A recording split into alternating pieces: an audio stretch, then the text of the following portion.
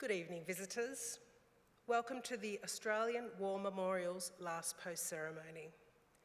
My name is Linda Anderson, and joining us today from the Australian Army is Captain Ryan Malcolm.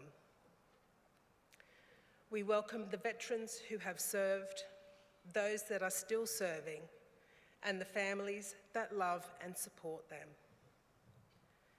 The live stream of this ceremony is made possible by the Returned and Services League of Australia and the RSL and Services Clubs Association. We welcome members who are watching the broadcast of this ceremony across Australia. During this evening's ceremony, wreaths will be laid at the base of the pool of reflection by visitors to the memorial. If you are able, please stand and join us in singing the national anthem.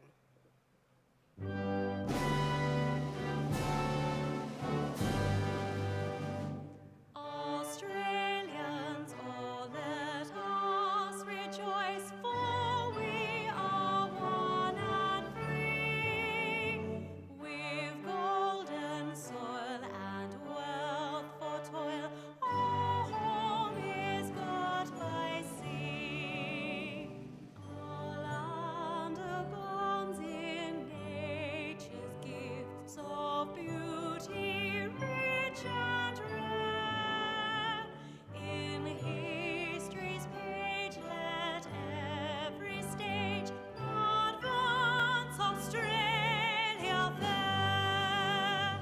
In joyful strains, then let us sing, advance Australia fair.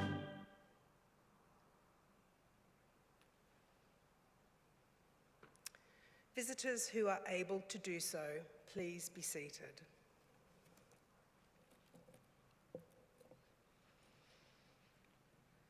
The Australian War Memorial was the vision of Charles Bean, Australia's first World War official historian. Bean landed with the Australian troops on Gallipoli and stayed with them at the front through to the end of the war. The idea of this national memorial and museum came to him at Pozières, France, in the depths of the bloody fighting of 1916. Bean's idea was that this would be a place where families and friends could mourn loved ones buried in faraway places. It would also be a place that could help all Australians understand what these men and women had endured and what they had done for us. Bean's vision, to which we remain true, is best expressed as inscribed in the entrance to the memorial's galleries. Here is their spirit, in the heart of the land they loved. And here we guard the record, which they themselves made. Tonight we will read the story behind just one of those on the Roll of Honour, which lists the names of more than 103,000 men and women who have given their lives for us in war and on operations for more than a century. But first, we present a lament, Flowers of the Forest. Wreaths or floral tributes will now be laid at the base of the pool of reflection.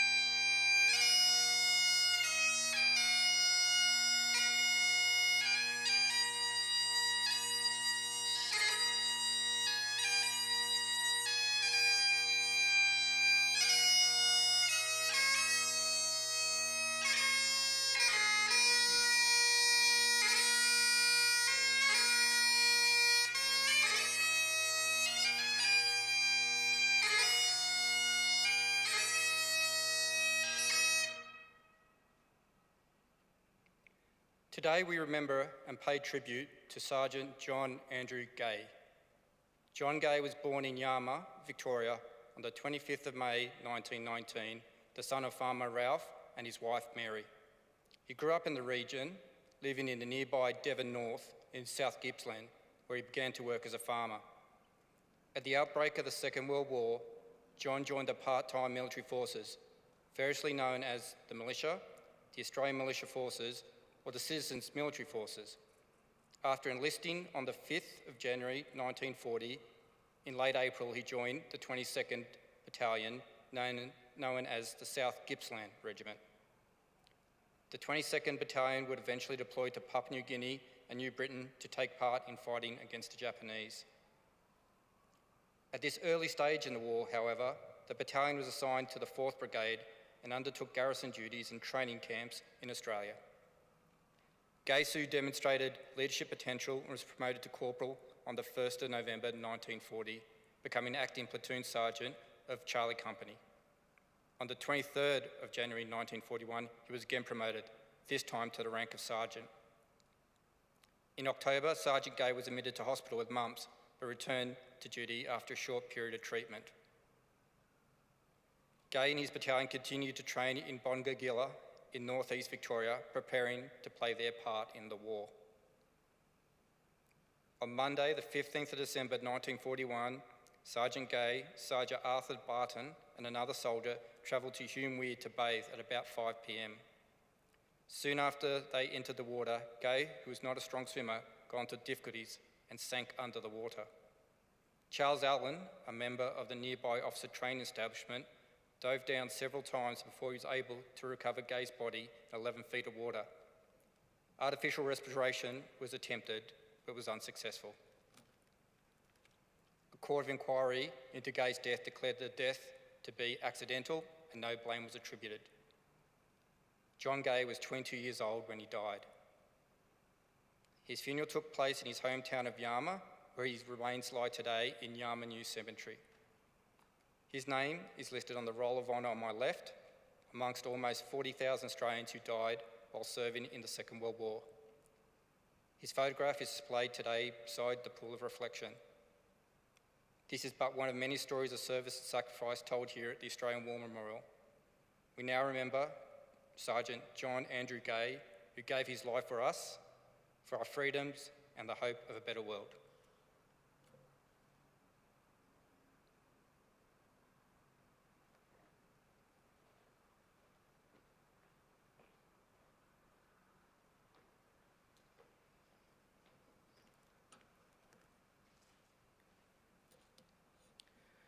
Please stand for the reading of the ode and the sounding of the last post.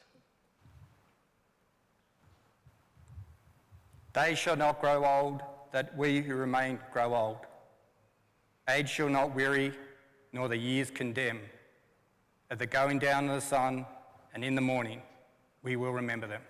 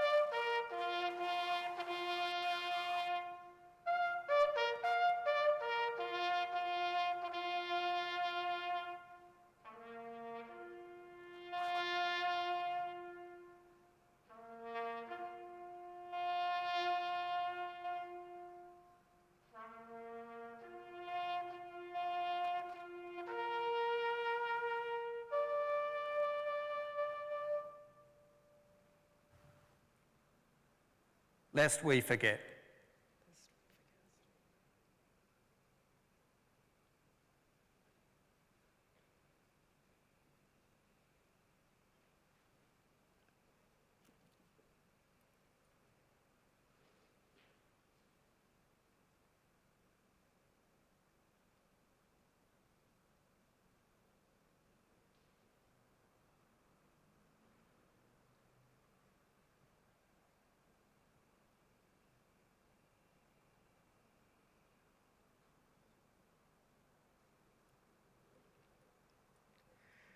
We leave you this evening with the words of the memorial's founder, Charles Bean.